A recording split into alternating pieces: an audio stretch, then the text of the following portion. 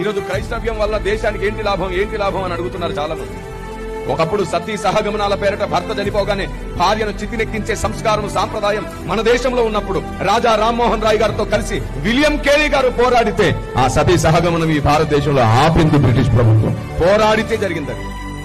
ఒక క్రైస్తవుడు భారతదేశ ఆడపిల్లలు కాపాడాడు. భారతదేశ ఆడది చితిమంటల మీద చిదిరిపోకూడదని కాపాడాడు ఒక క్రైస్తవుడు. ఆడపిల్లలు చదువుకోవాలి ఖచ్చితంగా అని చెప్పి విశ్వవిద్యాలయాలు పెట్టాడు ఓ క్రైస్తవుడు విలియం కేరీ.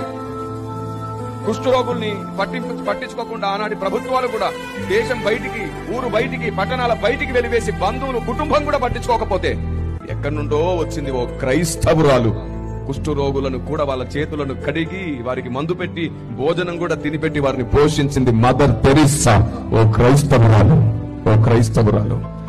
దేవునికి స్తోత్రం. ఆమేన్. ఇలా చెప్పుకుంటూ పోతుంటే ఈ రాత్రి మొత్తం సరిపోతుంది. అంత మేలు జరిగింది భారతదేశానికి క్రైస్తవుడి వల్ల.